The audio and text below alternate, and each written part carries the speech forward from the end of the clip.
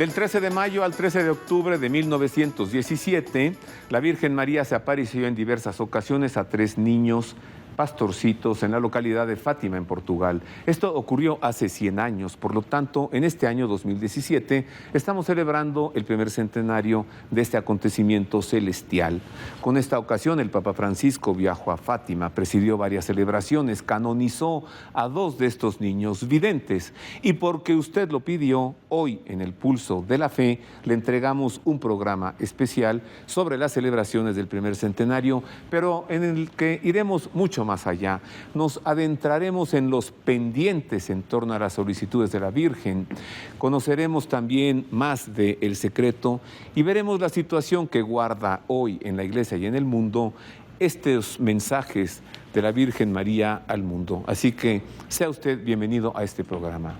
Comenzamos con esta nota, esta investigación que nos introduce al tema para colocarnos en el momento, en el lugar, en la situación que guardaba el mundo cuando la Virgen María se apareció en Fátima. 1917 fue un año convulso para la Iglesia y para la humanidad entera. Europa, África y Oriente Medio se vieron inmersos en la Primera Guerra Mundial, mientras que Lenin organizaba la Revolución Rusa, siguiendo la doctrina violenta y atea de Karl Marx. Por su parte, la Iglesia sufría la persecución ideológica, legal y sangrienta en muchos países, entre ellos Portugal. Además, la masonería y el marxismo infiltraban a la Iglesia para destruirla desde dentro. Cientos de jóvenes ingresaban a los seminarios para seguir la carrera sacerdotal y penetrar las estructuras eclesiales con el fin de llegar a los más altos vértices de la jerarquía y desde allí operar la destrucción de la Iglesia. En lo doctrinal ya se manifestaba con furor el modernismo, al que el Papa San Pío X lo llamó la suma de todas las herejías. En ese 1917, con el propósito de salvar a la Iglesia de la apostasía y al mundo entero del comunismo y de la Segunda y Tercera Guerras Mundiales, se apareció la Santísima Virgen María a 3 pastorcitos en la localidad de Fátima, en Portugal. El 13 de mayo de 2017 se cumplen los 100 años del inicio de las apariciones de la Madre de Dios a estos 3 pastorcitos: Lucía dos Santos, de 10 años, Jacinta Marto, de 7, y Francisco Marto, de 9 años de edad. En total, la Virgen se apareció 6 veces, los días 13 de cada mes, de mayo a octubre.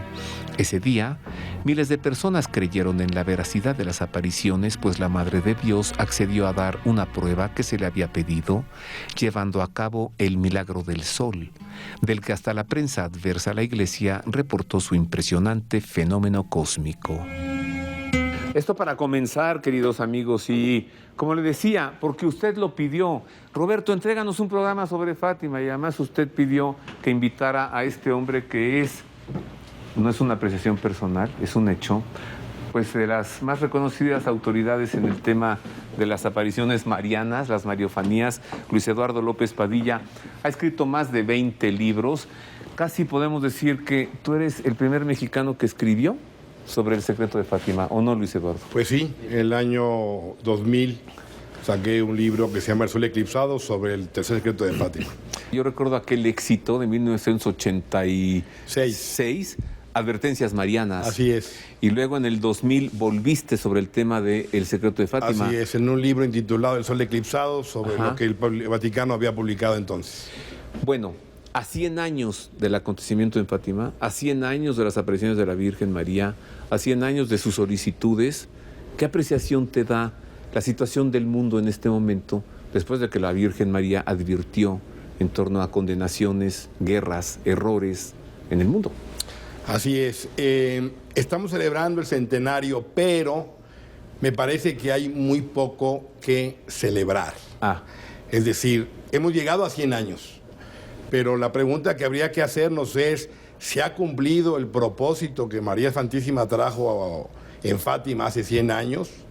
El propósito de la Virgen, que se va diferenciando de cada mariofanía, de cada lugar celestial donde ella se manifiesta, va siendo concreto y diferente en cada lugar. Fátima no es lo mismo que Lourdes o que Guadalupe. En Fátima la Virgen vino con una preocupación concreta sobre la condenación de las almas que van al infierno porque no hay nadie que rece por ellas. Y pidió que se les haga el Santo Rosario todos los días y va a ser una petición muy concreta que va a hacer que se establezca en el mundo la devoción al corazón inmaculado de María. Y esta petición, incluso tan importante, vino a cumplimentarla unos años después de la aparición, el 10 de diciembre del 25, o sea, 8 años después, cuando le pide a Lucía que haya un proceso para llevar adelante esta fórmula que es la reparación eucarística de su corazón inmaculado mediante la comunión de los 5 primeros sábados de mes.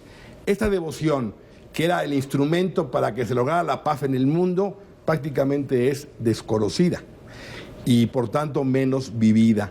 Casi te podría yo preguntar en qué consiste para nuestro amable público la devoción reparadora a las ofensas de la Virgen María los 5 primeros sábados de mes. Ella viene a pedirle al mundo a través de Lucía que se vaya y se comulgue los primeros 5 sábados de mes para reparar 5 grandes ofensas que recibe el corazón inmaculado de la Virgen y que se haga una pequeña meditación de 15 minutos ante el Santísimo para reparar esos agravios en contra de la maternidad divina, en contra de su virginidad, en contra de su inmaculada concepción, en contra de sus sagradas imágenes, etc.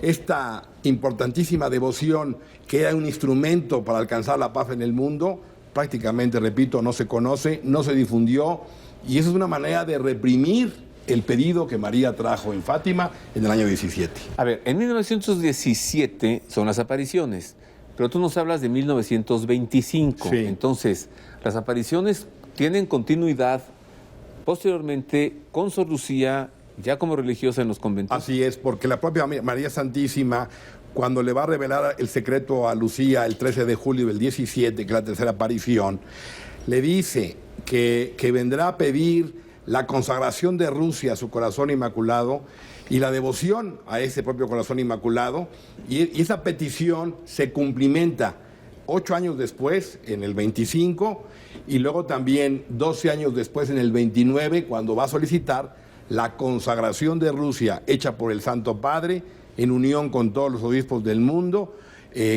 para que se nombre expresamente a Rusia, porque a través de esa consagración de Rusia se va a lograr la conversión de esta nación y se va a alcanzar la paz en el mundo.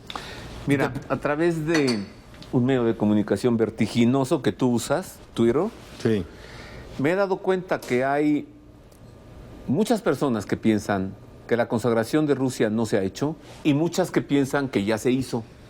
¿Tú qué dices? Es muy sencillo, es muy sencillo. Sí ha habido varias consagraciones hechas, comenzando por el Papa Pío XII, en el 42, 25 aniversario de la aparición, hace una consagración, hace otra en el 52 también, hace otra Pablo VI cuando clausura el Concilio Vaticano en el año 65, perdón, hay otra que realiza Juan Pablo II, varias, y la más importante el 25 de marzo del 84, pero ninguna de esas consagraciones fueron cumplimentadas conforme la Virgen lo pidió en el año 29. Es decir, que se nombre a Rusia, que sea en unión con todos los obispos del mundo y que sea en un acto solemne y público hecho por el Santo Padre. Que puede ser en cualquier lugar. Que puede ser en cualquier lugar. Pero un acto, digamos, una función religiosa presidida por el Santo Padre, con todos los obispos del mundo y expresamente que se diga el nombre de Rusia. Así es. ¿Es acaso por estas dos cosas que nos has dicho, la poca o nula promoción de la devoción reparadora de los 5 primeros sábados de mes y la consagración de Rusia? ¿Por esto dices que no hay nada que celebrar? ¿Porque no se ha hecho esto? No hay nada que celebrar. ¿Déjame ir a otra nota? Sí. Vamos a meterle aquí expectación, a ver qué es lo que dice Luis Eduardo López Padilla, que no hay nada que celebrar. Vamos a esta segunda parte de la investigación, donde ya se habla concretamente sobre estas cosas incumplidas y además el asunto de la tercera parte del secreto. Y tenía que haberse dado a conocer la tercera parte del secreto en 1960 o a la muerte de la última vidente, Sor Lucía, y se dio a conocer hasta el año 2000. En Fátima, la Virgen Santísima hizo un llamado urgente a la conversión a Dios, a la oración y a la penitencia. De modo específico, pidió que el Papa consagrara a Rusia a su Inmaculado Corazón y advirtió que de no hacerlo, Rusia esparcería los errores del marxismo por todo el mundo y dentro de la Iglesia. Muchas naciones serían aniquiladas, la apostasía sería difundida desde el vértice de la Iglesia y el Papa habría de sufrir mucho. El 13 de julio de 1917, la Virgen María dio a los pastorcitos un secreto que consta de 4 partes y que no deberían dar a conocer a nadie hasta que ella lo indicara. 2 de los niños videntes, Jacinta y Francisco, fallecieron un par de años después, mientras que Lucía tomó los hábitos religiosos con las hermanas Doroteas. En el convento, la Santísima Virgen se siguió apareciendo a Sor Lucía, insistiéndole en que el Papa debía consagrar Rusia a su Inmaculado Corazón en unión con los obispos de todo el mundo. El secreto, le dijo, debería darse a conocer a su muerte o en 1960, lo que sucediera primero. Cuando debido a una enfermedad Sor Lucía falleció en 1949, se tramó el fraude de crear una falsa Sor Lucía por la animadversión del mal hacia la Madre de Dios y porque la consagración de Rusia al Inmaculado Corazón de María habría puesto fin a la penetración del comunismo dentro de la Iglesia. Una falsa jerarquía infiltrada en la Iglesia ha intentado engañar a los fieles diciendo que la consagración de Rusia ya se ha cumplido, declarando que lo profetizado en la tercera parte del secreto de Fátima se refiere al atentado que sufrió el Papa San Juan Pablo II en 1981, y ocultando hasta el día de hoy la cuarta parte del secreto, la que se refiere a la apostasía dentro de la Iglesia. Luis Eduardo López Padilla, hay una impostora, hubo una falsa Lucía, pero antes la pregunta. ¿Por qué te tiene poco contento? ¿Por qué dices que no hay nada que celebrar? Si bien la aparición de Fátima fue aprobada por el obispo del lugar en el año 30, 3 años después, que además hubo una rúbrica divina con el milagro del sol, atestiguado por 70,000 almas, que fue preanunciado con meses de anticipación. 13 de octubre del 17. Del 17, sí. La realidad de las cosas es que el pedido que María vino a traer no se ha cumplimentado. Y contra los hechos no hay argumentos. La pregunta que haríamos al público es, para no entrar en un debate ocioso de que si sí, que si no, que se consagró, que dijo Lucía, que está hecha, etcétera. El punto es que no hay paz en el mundo. Desde el año 18, que acabó la Primera Guerra Mundial, que hubo un tiempo de tensa calma, para dar luego lugar el comienzo de la Segunda Guerra Mundial, que la propia Virgen profetizó. Si no se hace caso, vendrá una peor durante el pontificado de Pío XI, y alertó una noche iluminada por una desconocida luz que se cumplimentó el 25 de enero del 38. Entonces, eso demuestra que para ese entonces no se había cumplido lo que la Virgen había pedido, y por eso vino la Segunda Guerra Mundial. Y desde que acabó la Segunda Guerra Mundial, 45 a la fecha, hemos vivido una guerra fría y continuos revoluciones, atentados, terrorismos, guerras locales en todo el mundo. O sea, no hay paz en el mundo. En este momento, si alguien dice que ya se consagró Rusia, entonces hay que decir algo muy violento y muy fuerte que voy a mencionar en tu programa. Entonces María es una mentirosa. La Virgen es una mentirosa porque ella profetizó que incondicionalmente, si Rusia era consagrada, daría al mundo un tiempo de paz.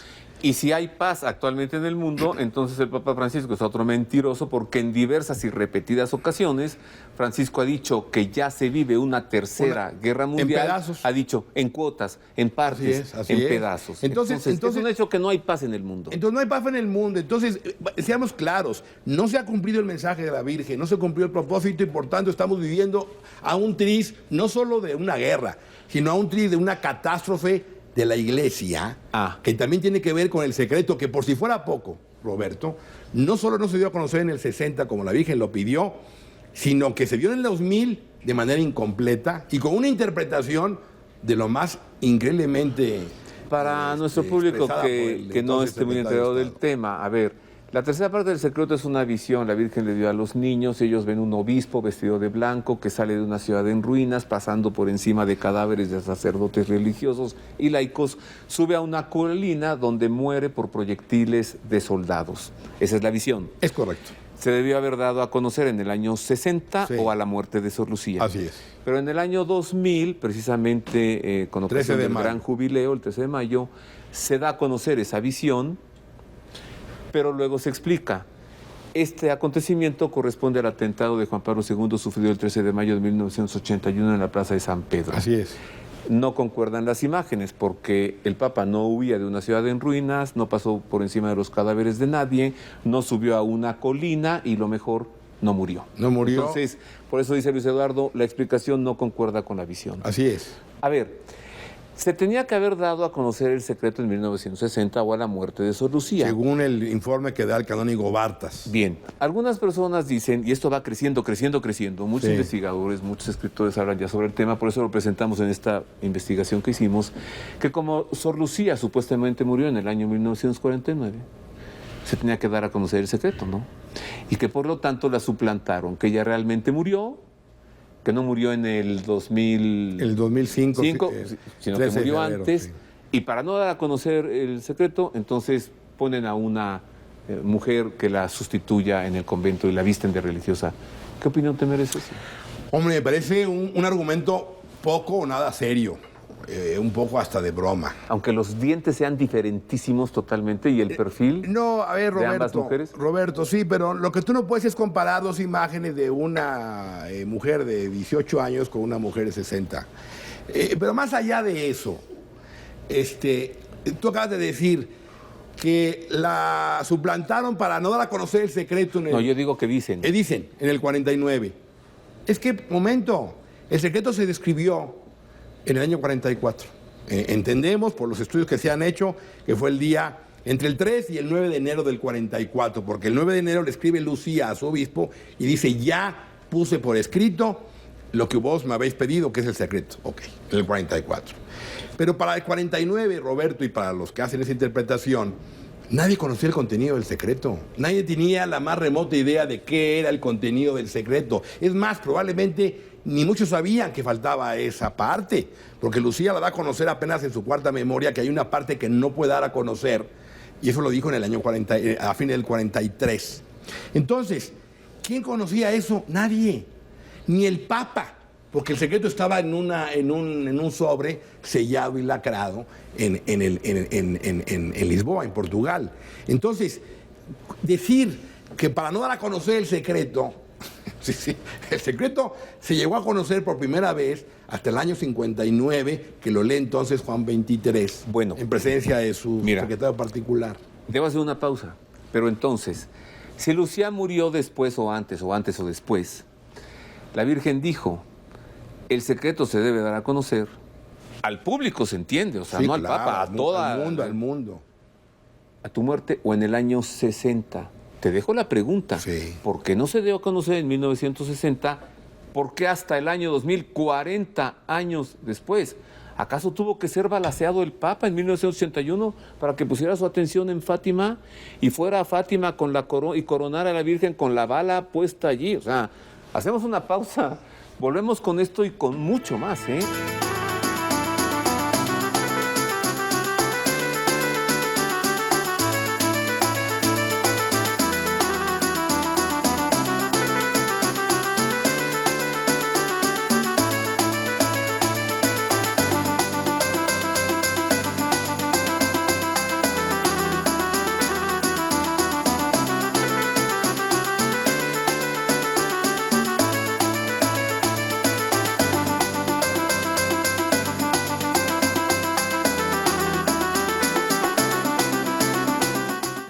Ya estamos de regreso, queridos amigos, hoy con este programa a 100 años de Fátima. Estoy platicando con Luis Eduardo López Padilla, escritor, investigador, mariófano, yo diría una de las grandes investigadores reconocidos en México por su trabajo de muchísimos años dedicado al estudio y al análisis de las mariofanías.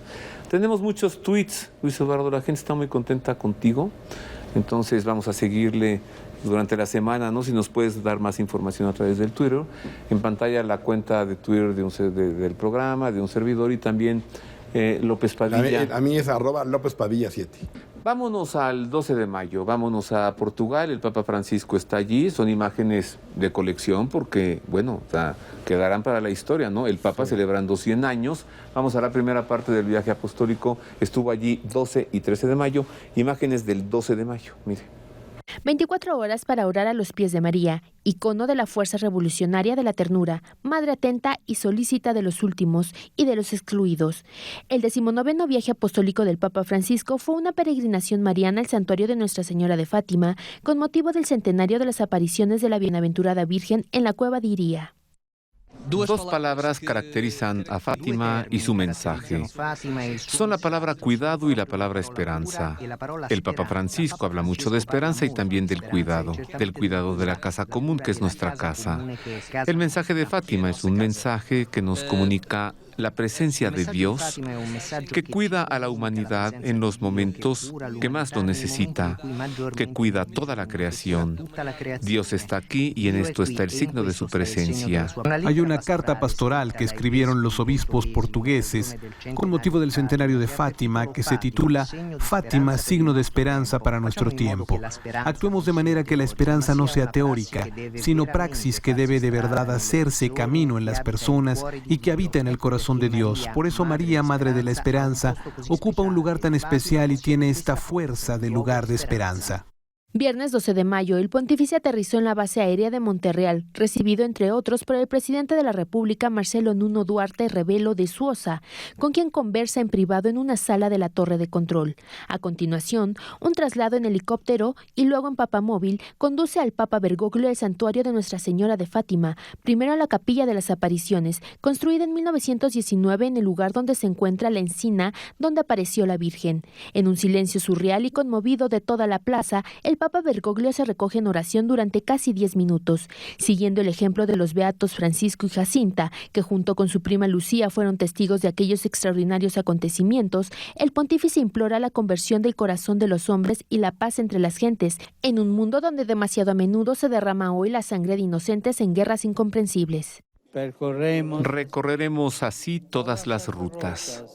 Andaremos como peregrinos a lo largo de todos los caminos. Abatiremos todos los muros y superaremos todas las fronteras, saliendo hacia todas las periferias, manifestando la justicia y la paz de Dios. El Papa Francisco vino como peregrino de esperanza y de paz. Vino a rezar por la paz. Sabemos que la oración no lo es todo, pero sigue siendo una gran fuerza que conduce a la transformación, a la conversión y a la consecución de la paz en el mundo. La oración sigue siendo una gran fuerza y desde aquí, desde Fátima y desde los numerosos lugares en que se reza por la paz, nace un gran sentido de unión que es ciertamente una gran fuerza contra los que provocan la guerra o contra todos los que producen la muerte y un incentivo para la realización de la paz. Pensamos que es un momento muy intenso, central, un signo de oración por la paz, pero sobre todo también para ofrecer con esta oración por la paz una esperanza para todos aquellos a quienes les falta este consuelo o que esperan una renovación más intensa en su vida. Más adelante usted verá más imágenes y pronunciamientos del Papa. En un primer momento lo vimos aquí decir la palabra paz muchas veces. O sea, Francisco es un hombre que está consciente de que el mensaje de Fátima y la paz en el mundo están íntimamente relacionados. Sí, siempre y cuando se cumplan las condiciones que María pidió.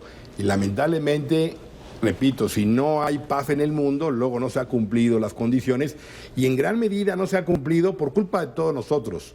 Pero los primeros responsables de esa culpabilidad son los jerarcas de la Iglesia que debían de haber dado a conocer, de haber amplificado el mensaje de Fátima, porque la verdad es que el mensaje de Fátima, como el mensaje de María de los últimos tiempos, y hay que decirlo con toda claridad, ha sido silenciado.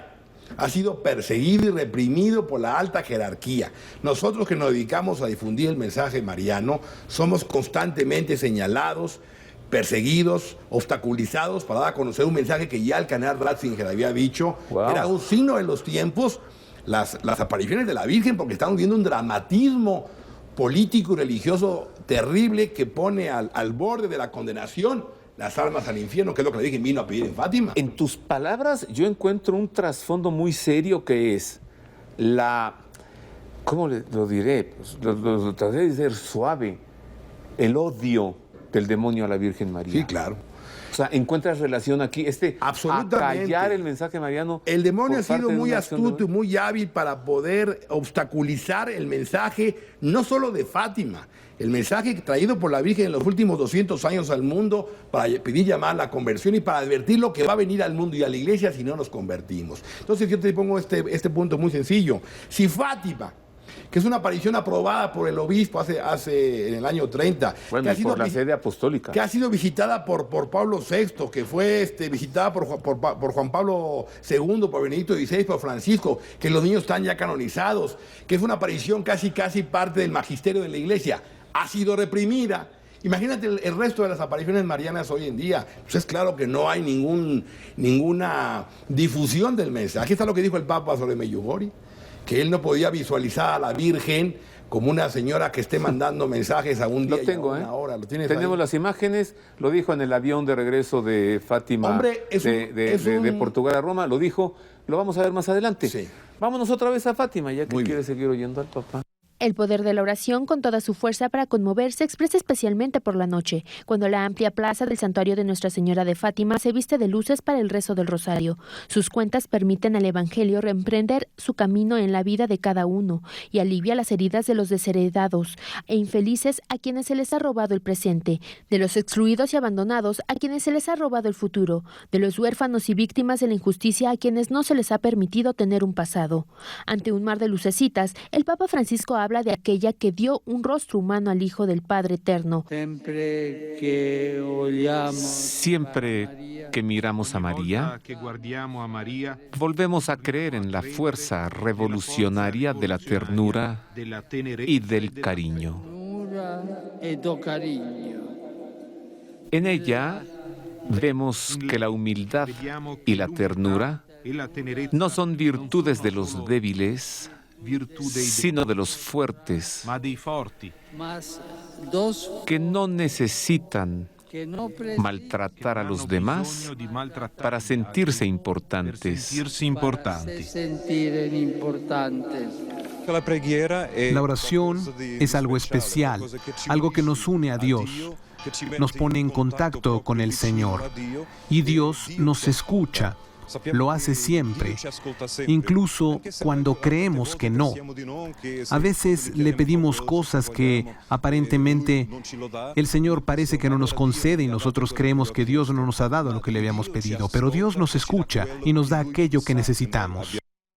Bueno, esto, Fátima, volviendo contigo, nos decías que hay un odio, una persecución hacia las devociones marianas, los mensajes. Las apariciones de la Virgen es una realidad que no son bien vistas en general por la jerarquía de la Iglesia. Es que también hay muchas falsas. No, desde luego que hay mucha falsa aparición. No, me queda claro que hay muchas marianías que son falsas y otras que llevan mensajes vanos, superficiales y que hay mucho la mano humana. Eso me queda claro. Pero hay una realidad que es un fenómeno que el propio Ratzinger, como prefecto de la congregación, lo mencionó. Es un signo de los tiempos que a nuestro dicasterio llegan informes de muchas apariciones en los 5 continentes. Entonces, vamos a hablar que 10, 20 son auténticas de las centenares que se oyen. Es suficiente.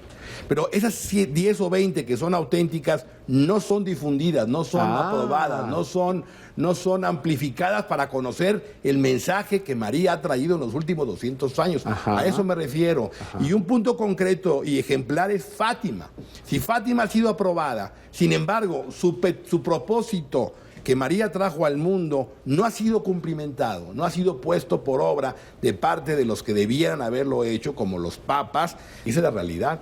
Entonces, es una pena que se pida la consagración al Papa como si fuera el único responsable, cuando desde Pío XI, en el año 31, supo del pedido de María de que se consagrara a Rusia. Pío XI, Pío XII, Juan XXIII, Pablo VI, Juan Pablo I, debemos el beneficio de que tuvo poco tiempo, Juan Pablo II, Benedicto y Francisco, 8 romanos pontífices, casi 100 años, y por eso la Virgen en su momento, y el Señor le dijo a Lucía en los años 30, no me harán caso respecto a la consagración, como al rey de Francia, me desoirán. Al rey de Francia se refería a la petición que hizo el Sagrado Corazón a Santa Marita María de Alacoque en 1689 de que fuera consagrada Francia a su Sagrado Corazón. Luis XIV era el rey. Sí, Luis no XIV consagró Francia. era el rey. Luis XVI tampoco, se acaba la tampoco. monarquía. Pasaron 104 años y mataron al rey Luis XVI y se acaba la monarquía católica. Así es. En Francia. Y entonces, vamos otra vez y hoy está lo mismo. Hoy estamos ya pasaron 100 años. Entonces, parece que lo que el Señor vino a profetizar que iba a suceder si no se cumplía, está a las puertas. Vamos otra vez a Fátima. Vámonos ya a ver las imágenes el 13 de mayo. La homilía durante la Santa Misa, la canonización de los niños. Una ruidosa alegría recibe el sábado 13 de mayo por la mañana en la canonización de Jacinta y Francisco Marto, a quienes el pontífice proclama santos precisamente en la solemnidad de la Bienaventurada Virgen María de Fátima, durante la misa. El 13 de mayo de 1917, la Madre del Hijo de Dios se les apareció para recordar que la luz de Dios permanece en todos y poniendo en guardia sobre el riesgo del infierno a los que llevan una vida a menudo propuesta e impuesta sin Dios. Al pedir y exigir de cada uno de nosotros el cumplimiento de los deberes de su Estado, el cielo pone aquí en marcha una auténtica movilización general contra esta indiferencia que nos hiela el corazón y agrava nuestra miopía. No queremos ser una esperanza fracasada. La vida de los pastorcillos representa una propuesta de santidad para todos. Es una vida muy sencilla, humilde, una vida muy unida a la Eucaristía, a la adoración, al culto a Cristo en la Eucaristía y al mismo tiempo al mensaje que Nuestra Señora trajo a Fátima. El Papa sabe bien que canonizar a Francisco y a Jacinta, los santos más recientes de la Iglesia, también ratifica de una manera muy importante que Fátima es una escuela de oración, de fe, de esperanza, en la que podemos identificarnos y en la que podemos crecer. Estos dos niños son santos, no tanto porque vieron a Nuestra Señora, sino porque fueron fieles a lo que ella les dijo en este lugar. Presentar a estos dos niños que están tan llenos de la gracia de Dios como modelos para vivir el Evangelio y la fe es un signo muy, muy importante para nuestra Iglesia y para todo el mundo. Hablamos siempre de eficiencia, de dar cosas a Dios, pero ellos simplemente acogieron a Dios. El Papa Bergoglio pide a todos que recordemos siempre que tenemos un ancla en el cielo, Jesús, que ha llevado junto al Señor a la humanidad que había asumido en el seno de la Virgen Madre, un punto de apoyo que debe sostener especialmente a los enfermos, precioso tesoro de la Iglesia, a quienes saludó al final de la celebración. No piensen que son solo destinatarios de solidaridad caritativa, recalca el pontífice antes de regresar al Vaticano, sino siéntanse partícipes de pleno derecho de la vida y de la misión de la Iglesia. ¿Tú sabes por qué, entiendes por qué, te imaginas por qué el Papa durante la homilía de esa Santa Misa del Centenario, en la que canonizó a dos de los videntes, en la homilía habló de los perseguidos, de los refugiados? Y no del mensaje de la Virgen. O sea, tú puedes entender esto. Es parte de la agenda. ¿De qué se trata? Es parte de la agenda del Papa desde que asumió su misión como Pedro. Pero me parece a mí que el Papa debió de abocarse a lo que es el mensaje de Fátima. Yo recuerdo el año 2000 cuando Juan Pablo II en la homilía de la beatificación de los niños hace referencia a capítulo 12 también de Apocalipsis. en Fátima. También en Fátima. Hace referencia a capítulo 12 de Apocalipsis, donde el dragón con su cola quiere arrastrar al infierno a una tercera parte de las estrellas. En esa lucha final entre la iglesia y la antiiglesia. Entonces el Papa lo menciona en su homilía. Me parece que el Papa Francisco debió de haber abocado su homilía en esa línea. ¿Escatológica? Escatológica, porque es dramática y es fundamental. Y no porque yo quiera darle ese calificativo. Es que si leemos todo lo que dijo Ratzinger sobre Fátima, en el año 84, la entrevista que le concedió al italiano Vittorio Messori, el informe sobre la fe, que ahí se puede leer, hablaba del dramatismo y de lo que significaba el mensaje de Fátima respecto a los últimos tiempos y sobre el peligro que la humanidad está enfrentando. A ver, ¿a qué se refiere Benedicto XVI, ya Benedicto XVI, cuando en Fátima dice: quien piensa que el mensaje de Fátima ha concluido se engaña, tiene vigencia para el futuro. ¿Se refiere al asunto escatológico? Claro. Al Papa asesinado en la ciudad de Roma destruida. Y a la crisis de la Iglesia, al cisma de la Iglesia que viene y al castigo al mundo. Porque él lo conoce, porque él lo avaló en esa entrevista del 84, que sale publicada en el libro Informe sobre la Fe. Y eso que él dice es diametralmente opuesto a lo que dijo en el 2000, y luego diferente a lo que dijo en el 2010, y luego todavía diferente a lo que le volvió a preguntar su Peter Sibal. No. Sí. Okay. Le hace la pregunta y le vuelve a preguntar y vuelve a retomar lo que dijo en el 2000. Entonces, lamentablemente hay que ir a los hechos, y los hechos nos están diciendo la gravedad del momento histórico, lo que la Iglesia está sucediendo en este momento, está pasando, que es una crisis moral, espiritual, doctrinal, litúrgica espantosa, donde los fieles laicos estamos en mar de una confusión porque no hay luz que ilumine dentro de la Iglesia, y por eso el mundo está en una gran confusión. Esa es mi opinión. Ay, yo necesito respirar. Hago una pausa. Esto está muy grueso. Porque en medio de todo esto, a 100 años, el Papa en Fátima, ¿esperabas otra cosa? Sí, claro. Hago una pausa. Volvemos con más.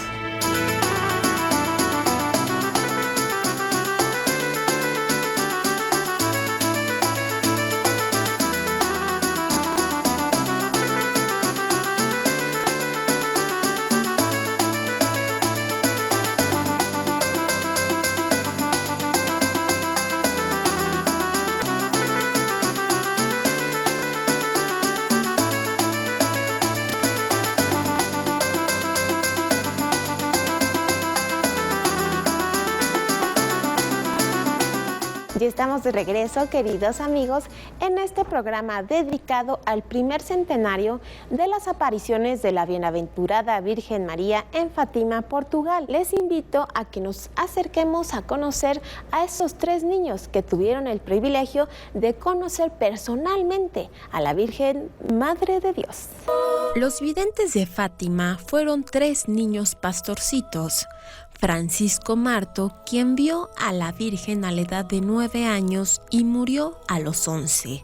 Jacinta Marto, quien vio a Nuestra Señora a la edad de 7 años y murió a los 10. Y Lucía dos Santos, quien vio a la Madre de Dios a la edad de 10 años y murió hasta los 98.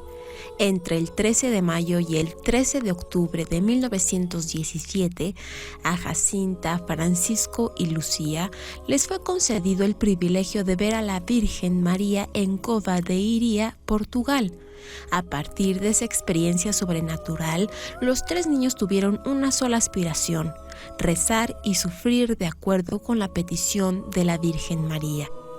Sí fue extraordinaria la revelación mariana, extraordinaria fue también la manera como ellos quisieron corresponder a esa gracia divina. Los niños no se limitaron a ser mensajeros del anuncio de la penitencia y de la oración, sino que dedicaron todas sus fuerzas para hacer de sus vidas un testimonio. Durante las apariciones soportaron con fortaleza calumnias, malas interpretaciones, injurias, persecuciones y hasta días de prisión. Cuando Francisco fue amenazado de muerte por las autoridades de gobierno para que declarara falsas las apariciones, se mantuvo firme por no traicionar a la Virgen y les infundió este valor a su prima Lucía y a su hermana Jacinta. ¿Cuántas veces les amenazaban con la muerte? Ellos respondían: si nos matan, no importa, vamos al cielo. La Virgen les había dicho a Francisco y a Jacinta que pronto irían al cielo, pero que Lucía debía quedar en la tierra para propagar sus mensajes. Juan Pablo II beatificó a Francisco y a Jacinta Marto en el año 2000 en Cova de Iria, en el Santuario de las Apariciones. Lucía, la que más años vivió de los 3 y a quien le fue confiado el tercer secreto, nació el 22 de marzo de 1907 en Ajutrel, un pequeño caserío cercano a Fátima, en Portugal. 4 años después de las apariciones, ingresó al convento de las Hermanas Doroteas. Estuvo con ellas en España, donde tuvo revelaciones de Jesús y de la Virgen. Allí recibió la promesa de los primeros sábados, la visión de la Trinidad y la petición de la consagración de Rusia en 1929.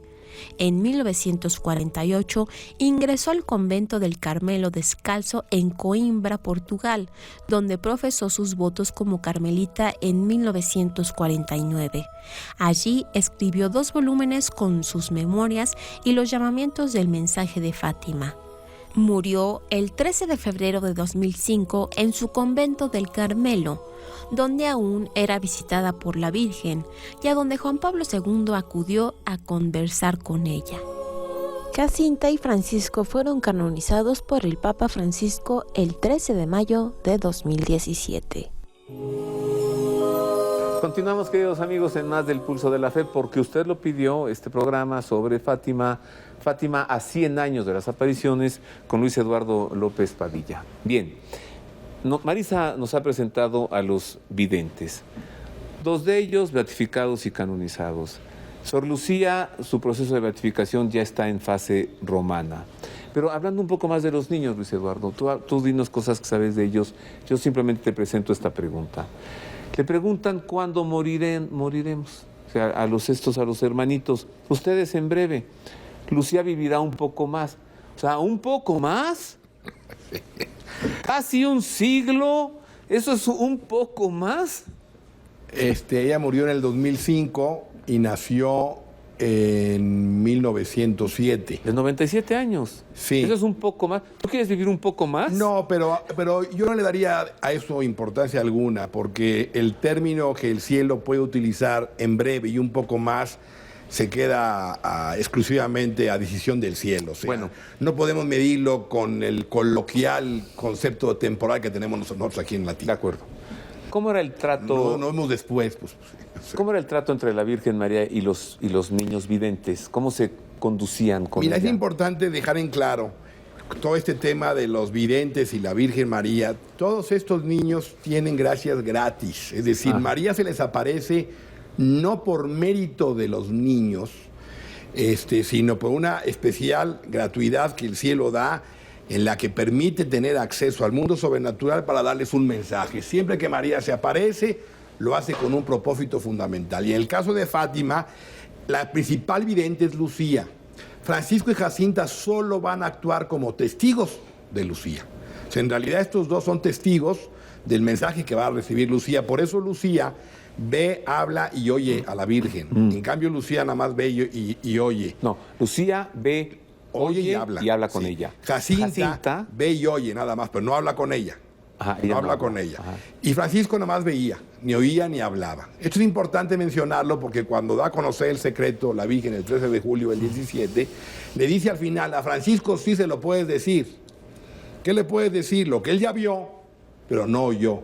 Lo cual te indica que el secreto, todo es que es un solo secreto, o sea, no son 4 ni 3. Secreto es un secreto dado a conocer en 3 partes. Un secreto en 3 partes. Entonces, ese secreto tiene visión y tiene palabras. Y es un argumento más a favor de que el secreto de Fátima, que nos dieron a conocer en el 2000, no se limitan a solo una visión, sino hay unas palabras que la Virgen transmitió y que no nos dieron a conocer, como ya lo mencionamos, y que la Iglesia no conoció en el año 60, en el año 2000, sino que fue algo que queda aún pendiente de revelarse. Entonces, me parece que los 2 niños, Francisco y Jacinta, que sufren mucho, que hacen mucho sacrificio, que son preparados por el ángel, hay un ángel que se les aparece, y que es una aparición eucarística porque les va a pedir que haga reparación a la Eucaristía, que está constantemente ofendida por nosotros, por los pecados de nosotros,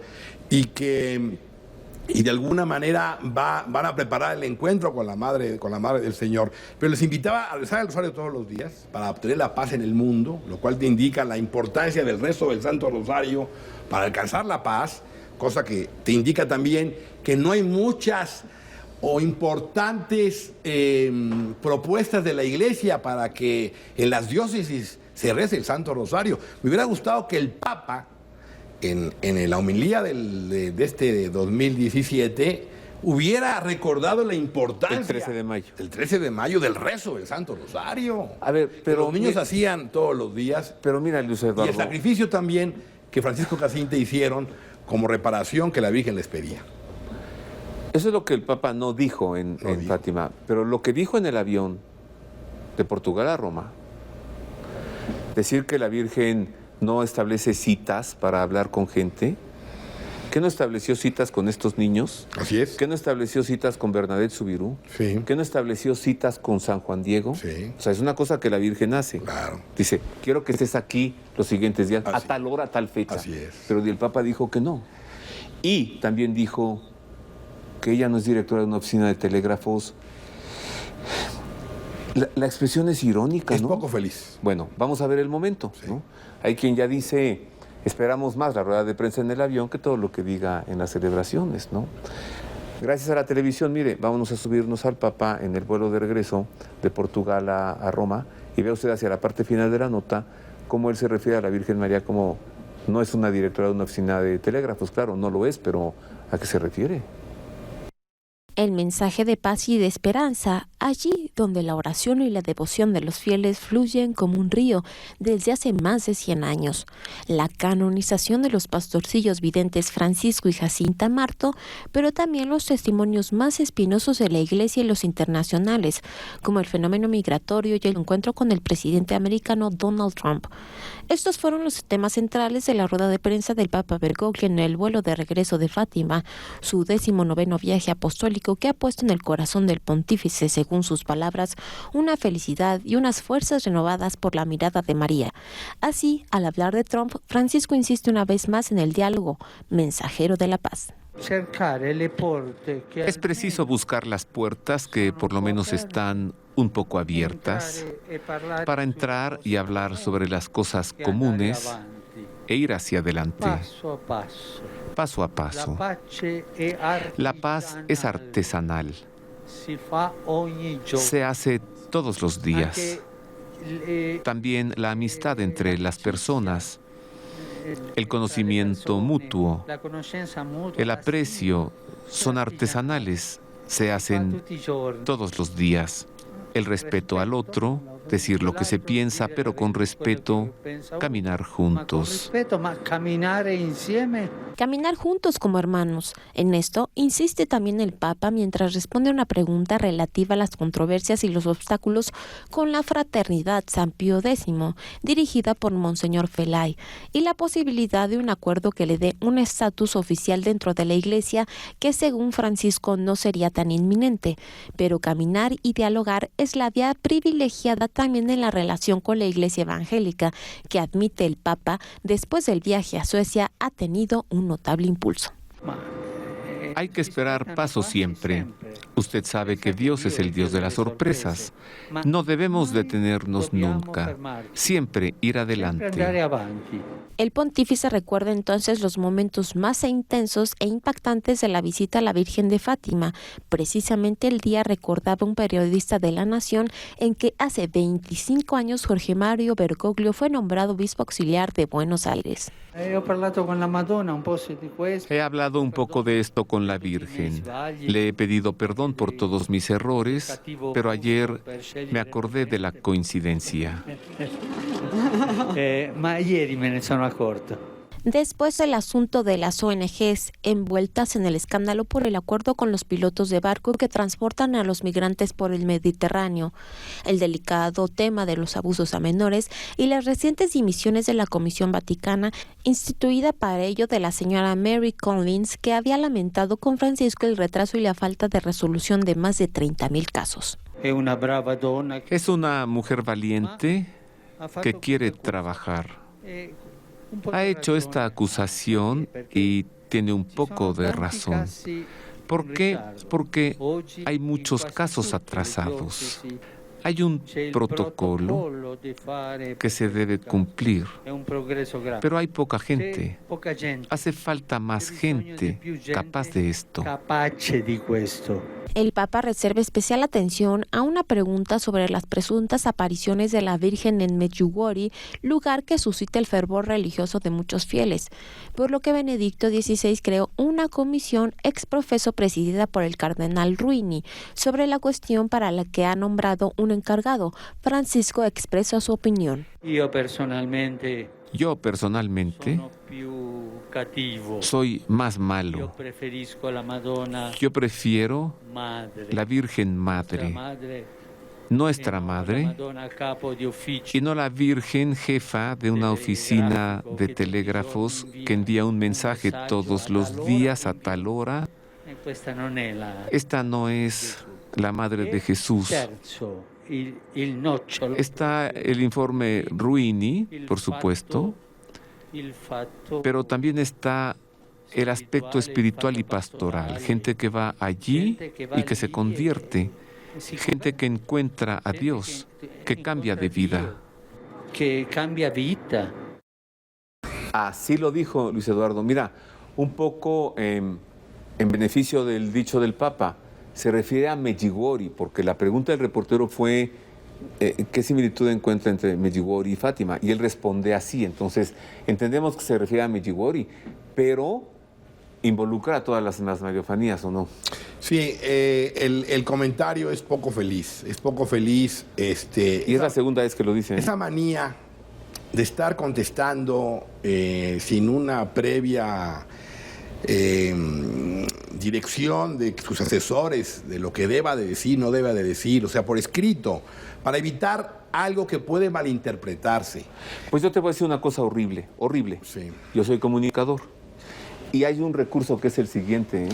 En una rueda de prensa le dices a alguien, como director de comunicación, que por favor le preguntes al Papa esto, por favor. Ese es un recurso, ¿eh? Sí, claro. Para que la respuesta esté. O sea, aquí hay dos posibilidades. O tú dices, no está preparado, o lo que yo te digo, puede ser que estaba preparado. Entonces, decir que esta no es la Madre de Dios la que anuncia momentos para hablar con sus hijos, es poco feliz, porque finalmente las mariofanías son eso. Son llamadas de nuestra Madre del Cielo a través de unos videntes o instrumentos, niños, jóvenes o adultos, que les pide. Porque no son místicos. El místico entra en arrobamiento y entiende el encuentro con Dios porque va de lo natural a lo sobrenatural. Juan de la Cruz, una Teresa de Jesús.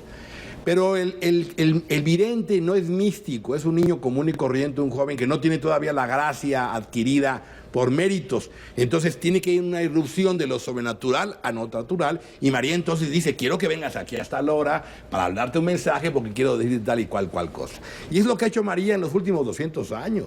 Entonces decir que María no es así la Madre de Dios es un comentario poco feliz que de alguna manera le mete un gol a todas las mariofanías auténticas de estos tiempos y al dramatismo de la importancia del mensaje de María en este tiempo, que es además profetizado por Luis María Griñón de Montfort, que dice que en los últimos tiempos, así como María preparó la venida de Jesús hace 2000 años, viene ahora a preparar la parucía del Señor retorno, a través de su presencia y su mensaje con las auténticas mariofanías y también con el magisterio de la Iglesia que nos recuerda las grandes verdades de fe de María. Muchas gracias, Luis Eduardo. Gracias a ti por la invitación. Yo tengo una expresión final porque sé que estos temas se prestan a...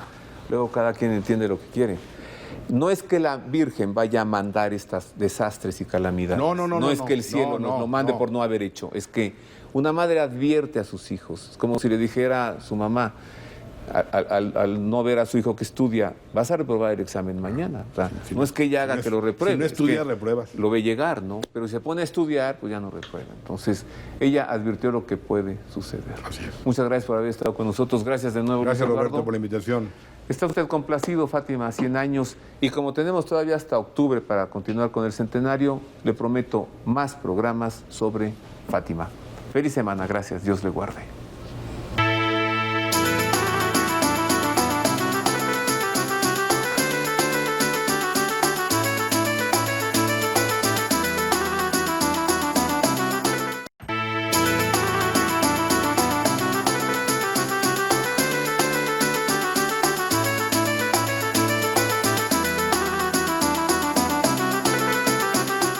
Julio es el mes de la Virgen del Carmen. El 16 de julio, precisamente la fecha de hoy, celebramos una de las primeras apariciones marianas. La Virgen María se apareció en Cambridge, Inglaterra, muy cerca de Londres, al superior general de los carmelitas, San Simón Stock, y le entregó un mensaje y una devoción. Le entregó además el santo escapulario. Y de eso hablaremos hoy en el Pulso de la Fe. la devoción a la Virgen del Carmen, su orden mariana, la Orden del Carmen, el Santo Escapulario, los fundadores de la orden, y para ello tendré el grande gusto de platicar con Eduardo Aguirre Rincón.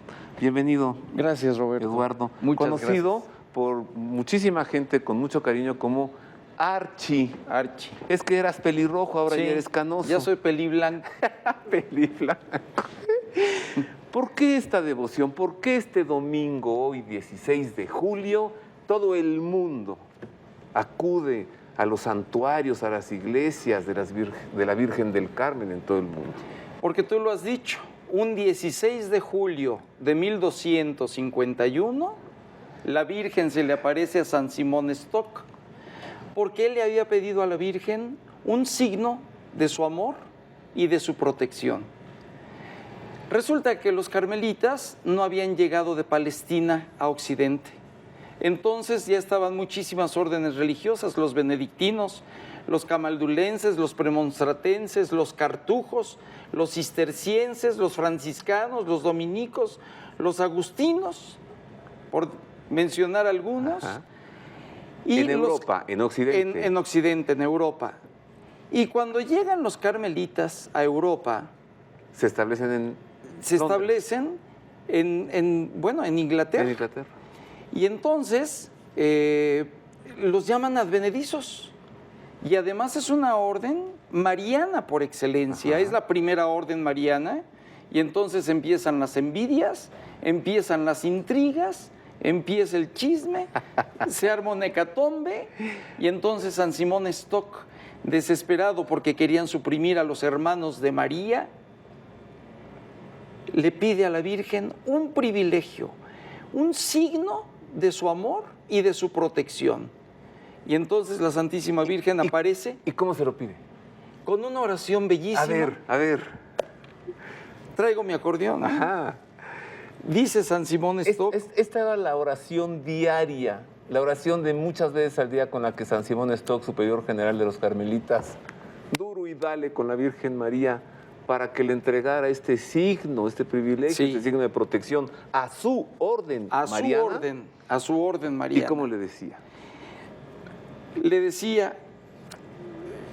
Es que ya vi que la traes en italiano. Sí, no, la traigo en latín, pero sí ya se me perdió la Bueno, en lo que la español. encuentras, vamos a una nota. Preparamos para usted algo de esta historia, precisamente, para que vaya usted conociendo la relación estrechísima, íntima, el vínculo inseparable entre la Virgen María del Monte Carmelo, o la Virgen del Carmen, y el Santo Escapulario. En la localidad de Cambridge, a 50 kilómetros de Londres, en Inglaterra, exactamente el domingo 16 de julio de 1251, la Virgen del Carmen se apareció a San Simón Stock, el superior general de los carmelitas. La Orden del Carmen atravesaba por dificultades tras haber tenido que salir de Tierra Santa. Por tanto, el superior rezaba todos los días a la Virgen María y le pedía alguna muestra de su protección a la orden con la siguiente oración: Flor del Carmelo, viña florida, esplendor del cielo, Virgen fecunda y singular, oh Madre dulce de varón no conocida, a los carmelitas proteja tu nombre, estrella del mar. En respuesta, la Virgen se apareció rodeada de ángeles, le entregó el santo escapulario de la orden y le dijo: Toma, amado hijo, este escapulario de tu orden como símbolo de mi confraternidad y especial signo de gracia para ti y todos los carmelitas. Quien quiera que muera con esta prenda no sufrirá el fuego eterno. Es el signo de salvación, defensor en los peligros, prenda de la paz y de esta alianza. Después, San Simón Stock le dictó a Frank Peter Swanington, su secretario y confesor, estas palabras que la Virgen le dijo. Luego de 71 años, la Virgen María se apareció nuevamente en 1322, vistiendo el hábito carmelitano, al Papa Juan XXII, para darle a conocer la indulgencia sabatina, cuando le dijo: yo, Madre de Misericordia, libraré del purgatorio y llevaré al cielo el sábado después de su muerte a cuantos hubiesen vestido mi escapulario. El Papa Juan XXII, por su parte, promulgó la bula sabatina el 3 de marzo del mismo año. El 20 de enero de 1613, el Papa Paulo V declaró que el sábado siguiente a la muerte de los cofrades carmelitas, o como lo interpreta la Iglesia, cuanto antes, pero especialmente el sábado, la Virgen del Carmen, con cariño maternal, los libra de la cárcel expiatoria y los introduce en el paraíso, y expidió un decreto que afirma: permitase a los padres carmelitas predicar que el pueblo cristiano puede piadosamente creer que la bienaventurada Virgen María, con sus intercesiones continuas, piadosas, sufragios, méritos y especial protección, ayudará después de la muerte, principalmente el sábado, día dedicado a ella, a las almas de sus cofrades que llevaren el hábito carmelitano.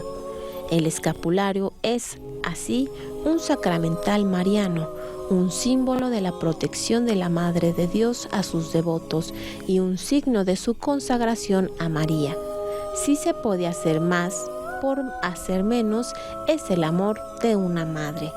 Actualmente en la localidad de Aylesford, en el convento de Carmelitas, se conserva el cráneo de San Simón Stock. Aquí, todos los sábados se congregan casi 1000 personas para rezar el rosario y venerar a la Virgen Madre de Dios, la bienaventurada Virgen del Carmen. La Virgen del Carmen y el Santo Escapulario. Escapulario que todos los carmelitas ni traemos ni tenemos, vestimos. Vestimos. ¿No? Bueno, más adelante profundizaremos en más del Santo Escapulario. Pero, a ver, Archie, yo te decía, ¿es acaso una de las primeras apariciones de la Virgen María? La primera no es acaso Nuestra Señora del Pilar, que en vida en este mundo ella fue transportada por los ángeles hasta Zaragoza para hablar con el apóstol Santiago y regresa a Jerusalén. Y luego, ¿a San Simón Stock o hay alguna aparición antes? San Pedro Nolasco. En 1218 le pide la Virgen que funde una orden para redención de cautivos. ¿Ves? Porque eran cristianos apresados por musulmanes. Sí. Es que todo esto ocurre después de las cruzadas. Sí. Cuando regresan todas esas órdenes, toda la cristiandad se pierde y regresan a Europa. Y los carmelitas, sin deberla ni tenerla, pues ahí vienen con ellos también, ¿no? Claro. Y también se aparece a los trinitarios, a los fundadores, a San Juan de Mata y a San Félix de Valois. Y después San Simón Stock. Y después San Simón Stock. 1251. La oración. ¿Primero en español o en latín? Primero en español. Venga. Con mucha devoción. Con mucha devoción, claro. Flor del Carmelo, vid florida, resplandor del cielo, Virgen sin igual y sin mancilla, Madre amable, tiernísima, a tus carmelitas da privilegio de tu amor y poder, estrella del mar. En otra versión he leído, a los carmelitas proteja tu nombre, estrella del mar. Estrella del mar. Mira, ahí estamos, tenemos en pantalla el momento de la entrega del escapulario. Exactamente, a San Simón Stock. Y se llama Stock porque vivió en un tronco de árbol como ermitaño. De ahí le viene el apellido de Stock. Oye, y él no era inglés, él venía de Palestina. Bueno, parece que venía de Palestina. Los carmelitas entonces, a ver, surge, ¿cómo comienza esta devoción? En el Monte Carmel, en Haifa, Israel. Bueno, en Haifa, Israel, donde había vivido el profeta Elías, los carmelitas fueron ermitaños que se refugiaron en el Monte Carmelo y empezaron a vivir como ermitaños precisamente con la inspiración y el espíritu del profeta Elías, ¿no? Después, en el siglo XII, ya se consolidan como orden religiosa canónicamente cuando se les da ya título de orden. Formalmente. Hermanos de la bienaventurada Virgen María del Monte Carmelo. Al español, Carmelo. Carmelo, así es. Oye, a ver, ¿en qué consiste el escapulario? Y también haznos un favor, ¿qué no es el escapulario? Claro. Tendrías que empezar por decirnos qué no es el escapulario. Pues el escapulario no es un fetichismo, no es un amuleto para la buena suerte. No te va a ir bien, no te va a ir mal con el escapulario. Simple y sencillamente, el escapulario es un compromiso de conversión. La Virgen nos llama a convertirnos. Y si vivimos con su hábito, con su escapulario, nos estamos comprometiendo a imitarla en sus virtudes. A ser santos, en una palabra. A ser hijos de ella. A ser hijos de ella. A ser marianos. A ser marianos y tomarla como el camino seguro que nos lleva a Jesús. Imitando las virtudes de María es un camino seguro a la santidad. Entonces, al vestir el santo escapulario, nos adquirimos un compromiso. Un compromiso, claro. A ver, Archie, ¿qué le dijo la Virgen María a San Simón Stock, senador en el Chícharo? ¿Qué le dijo cuando le entregó el santo escapulario? Aquí tienes. ¿Qué le dijo? Este signo de mi amor y de mi poder y de mi protección. Y luego hizo una promesa. Hizo la promesa de que todo aquel que muera con el escapulario no padecerá el fuego eterno. El infierno. El infierno.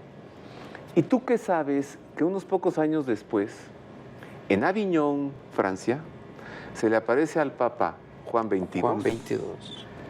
Y le entrega una segunda promesa. Una segunda promesa. Vinculada con el escapulario. Así es. Entonces, la primera, quien muera con el escapulario no irá al infierno. No irá al infierno. ¿Y la segunda? Y la segunda es que todo aquel que muera con el escapulario, ella bajará el sábado siguiente después de su muerte al purgatorio a sacar su alma. Mira qué hermosa imagen. Para llevarlo al cielo. San Juan de la Cruz y Santa Teresa de Jesús. Un éxtasis en el locutorio de algún convento del Carmen. En levitación ambos. Ambos en levitación cuando hablaban de la Trinidad de Dios. Cuando hablaban de Dios.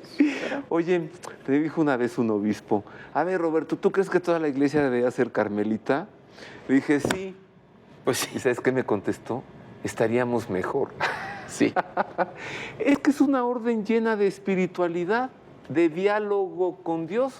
Y además es una orden maravillosa con una gama de experiencias históricas, porque es una orden que empezó por ser una orden eremítica, después cenobítica, de vivir en un monasterio, después por influencia de los dominicos y de los franciscanos y también de los agustinos, se convierte en orden mendicante. Ya en Europa. Ya en Europa. Y luego el Carmelo misionero. Entonces es una de las órdenes, si no es que sea la más completa de todas, en riqueza espiritual y en una experiencia extraordinaria.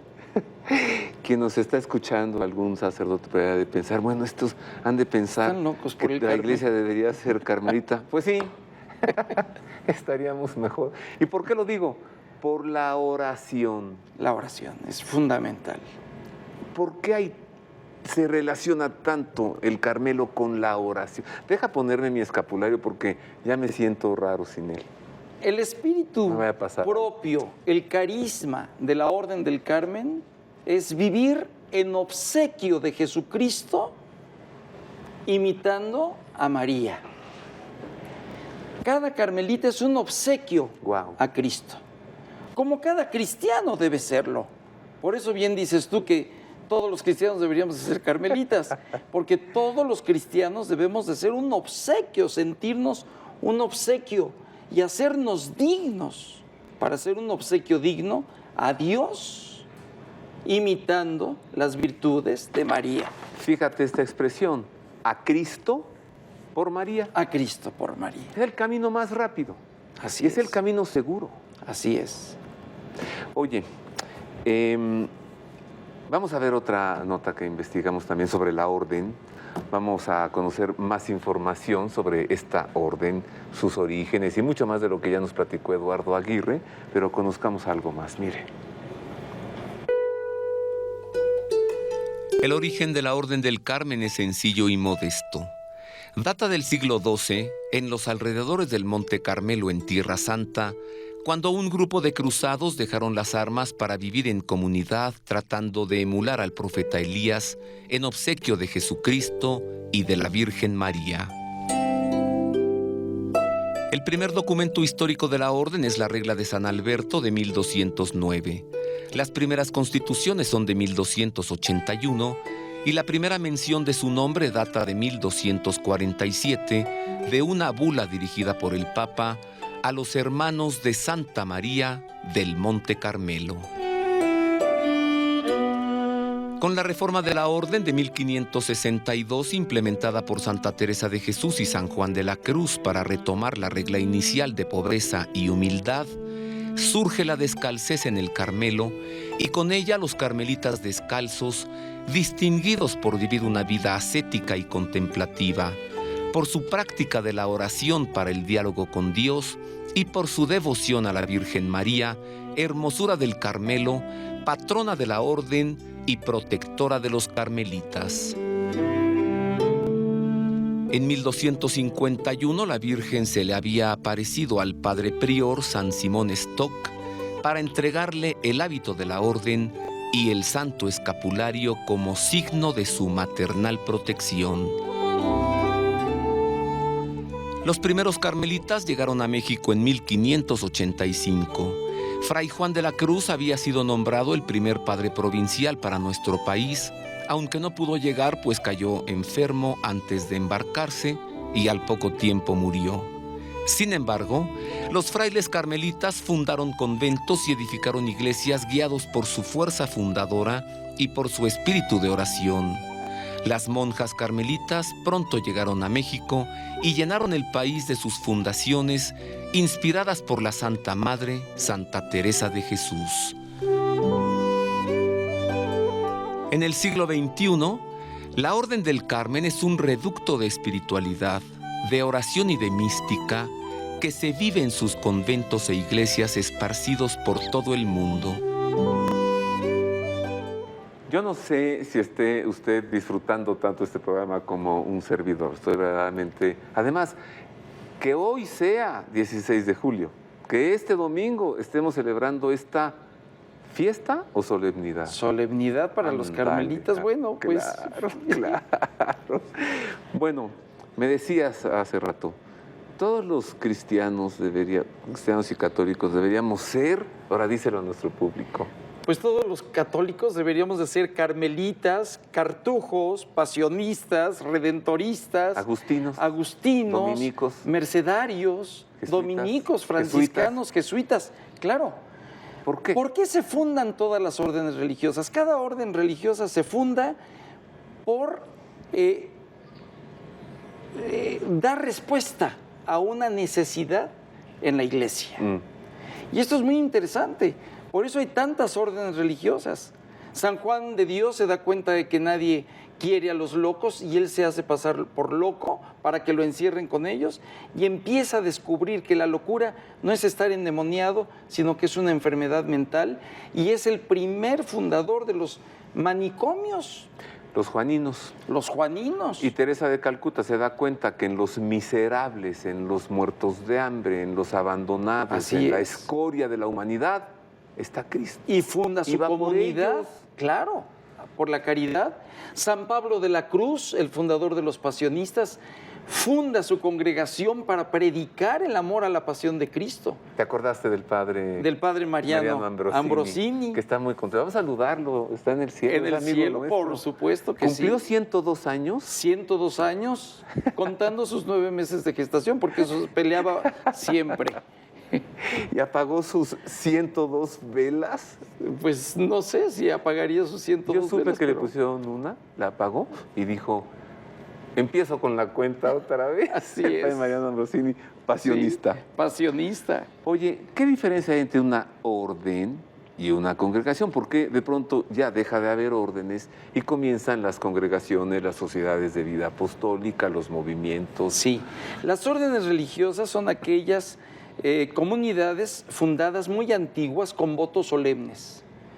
Los votos de pobreza, obediencia y castidad. Regla de San Benito. Sí, no todas, porque la regla de San Agustín influyó en otras, ¿verdad? Y otras reglas de órdenes pero en todas infaltable.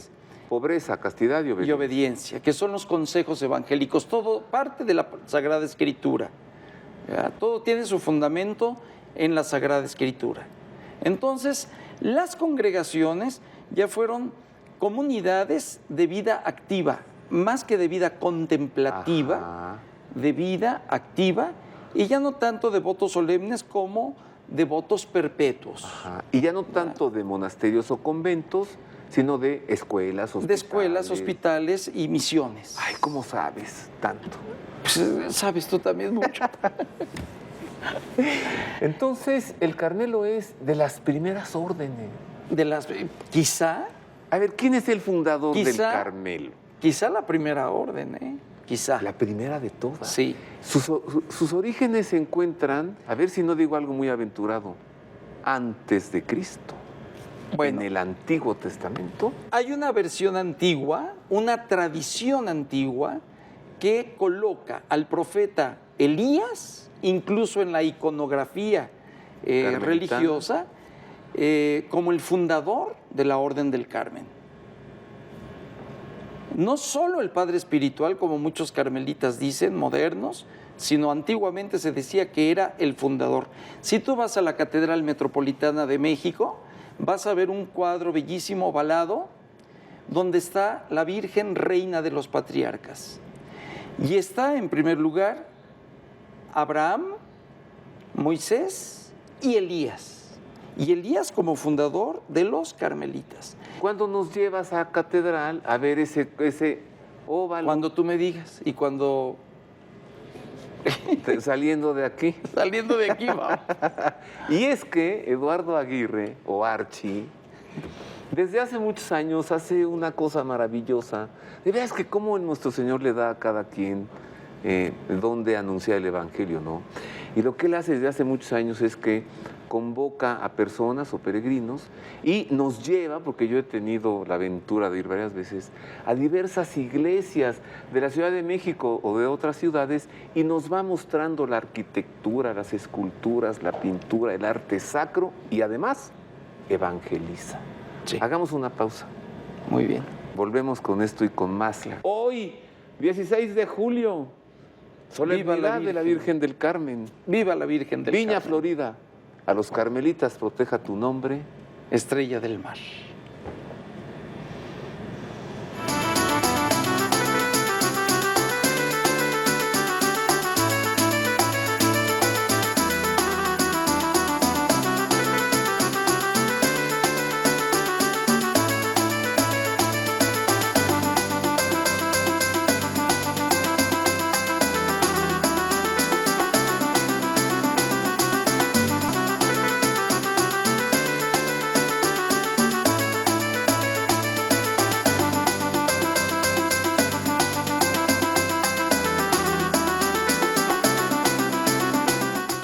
Y ya estamos de regreso, queridos amigos, hoy en el Pulso de la Fe, hablando en este día, 16 de julio, solemnidad de la Virgen del Carmen, aniversario de las apariciones a San Simón Stock en Cambridge, Inglaterra, y aniversario de la entrega del Santo Escapulario. Y tengo el gusto de estar platicando con mi hermano en Cristo Jesús y en el Carmelo también. Y en el Carmelo también. Allí. Eduardo Aguirre Rincón, conocido con cariño como Archie. Entonces, nos quedamos en ¿qué?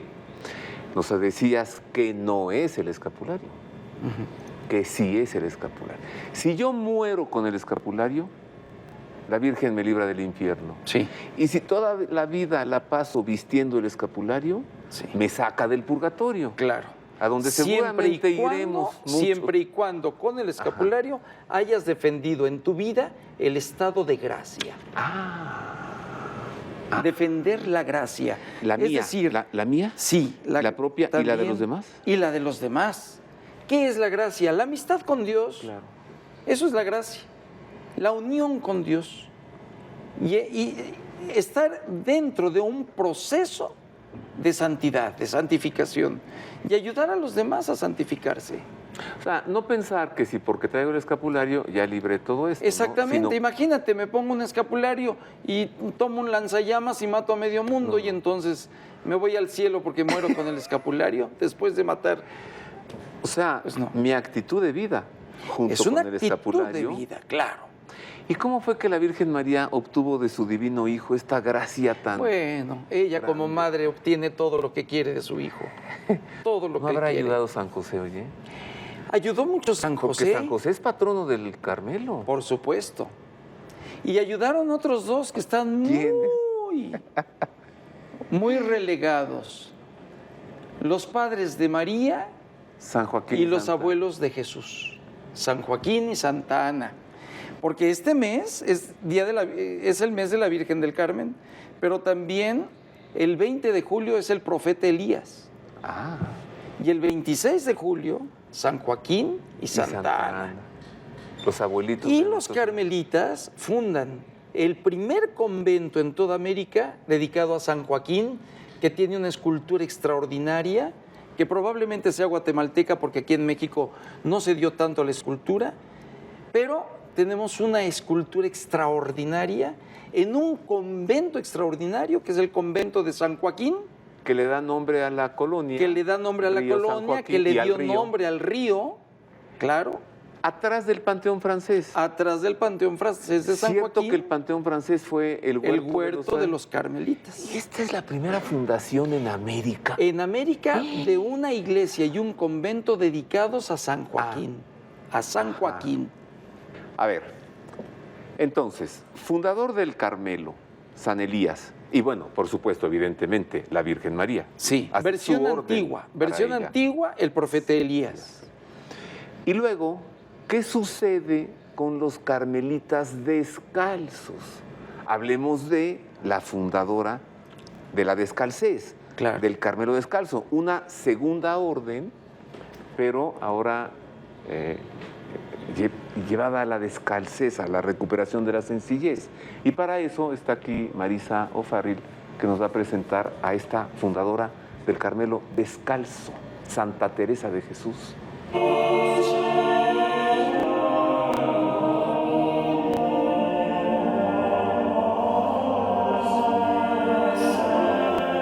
En efecto, la fundadora del Carmelo Descalzo es Santa Teresa de Jesús, una mujer firme, fuerte, decidida y sobre todo llena de Dios, de su espíritu y de su amor. De Santa Teresa les hablaré enseguida, queridos amigos, pero antes les saludo con afecto de siempre. Acercarse a la figura de Santa Teresa de Jesús es siempre acercarse a la oración, a la espiritualidad y a la mística. Vamos pues enseguida a conocer algo de esta gran fundadora del Carmelo teresiano y doctora de la Iglesia. La Santa Madre fundadora del Carmelo Descalzo, Santa Teresa de Jesús, nació en Ávila, España, el 28 de marzo de 1515. Desde niña gustaba de leer vidas de santos, especialmente de quienes habían muerto mártires. A los 20 años de edad, ingresó al convento de las Carmelitas en Ávila. Trató de llevar una vida de gran fervor espiritual y de fuerte mortificación, que acabó por dañar su salud y llevarla casi hasta la muerte. Pero Dios aprovechó ese desierto para favorecerla con extraordinarias gracias espirituales. Una vez que recuperó su salud, Teresa dijo que debía su restablecimiento a San José. El 7 de febrero de 1562, el Papa Pío IV otorgó su autorización y fundó el convento de San José en Ávila, al que siguieron muchos más por toda España. Con la ayuda de San Juan de la Cruz, impulsó la reforma de la orden entre los frailes carmelitas. Ambos lograron más que la reforma entre las monjas y entre los frailes, la fundación de una nueva orden, el Carmelo Descalzo. Fue beatificada por Paulo V en el año de 1614, canonizada por Gregorio XV en 1622, proclamada doctora de la Iglesia por Paulo VI en 1970 y proclamada patrona de Europa por San Juan Pablo II. Santa Teresa es considerada la más grande mística de la Iglesia. Vivió una íntima experiencia de Cristo en el fenómeno llamado la transverberación. Es autora de la conocida expresión "Solo Dios basta". La Santa Madre Fundadora, Santa Teresa de Jesús. ¿Nos puedes hablar de este prodigio de mujer? Adelantada a su tiempo. Mira, en mucho. Después de la Virgen Santísima y después de Señora Santana, la mujer más grande que ha tenido la Iglesia ha sido Santa Teresa. ¿De veras? Sin menguar, Ahí está, obviamente, mírala. a Santa Gertrudis, la Magna, a Santa Escolástica, hermana gemela de San Benito, A Santa Hildegarda de Bingen. a Santa Hildegarda, a Santa Brígida de Suecia y a su hija Santa Catalina de Suecia, a Santa Coleta, a Santa Clara, a Santa Catalina de Siena, a Santa Catalina de Alejandría, que es la primera apologeta de la Iglesia. Mira, ahí No está con pensemos- San José, mira, No Santa pensemos Teresa, que ¿no? apologeta es Mira qué hermosa. tener Mira la qué- jeta de Apolo. Mira qué hermosura, Santa Qué belleza, Teresa. Santa Teresa. Bueno, es cierto que Santa Teresa pasó en el Carmelo unos 10 años sin pena ni gloria, como si nada, y de pronto algo sucede en ella. La transverberación. A ver, Llena de amor, estalla su corazón por amor a Cristo y ve un serafín que le transverbera, le traspasa el corazón y mete y saca muchas veces esa flecha con un dardo de fuego, ¿verdad? Y ella en su experiencia mística dice que cada vez que lo sacaba sentía que las entrañas se le iban con él. Es una experiencia mística extraordinaria. pero este dolor rodeado de una experiencia de gozo gran amor. y de amor, sí, por supuesto. O sea, a ver, Archie, ¿Cristo la tocó? Cristo la tocó. Esa es la transverberación. Esa es la transverberación. Así Wow, es. Es una experiencia que sobrepasa los sentidos. Sobrepasa totalmente los sentidos. Y es una experiencia ya plena de Dios. Incluso la misma Teresa dice, no Teresa, Santa Teresa dice que ya no sabe si vive o muere, porque es tan cotidiana su relación, su unión con Dios, que ella no sabe si está en la tierra o está en el cielo. Digámoslo, vivo ya fuera de mí después que muero de amor, porque vivo en el Señor que me quiso para sí.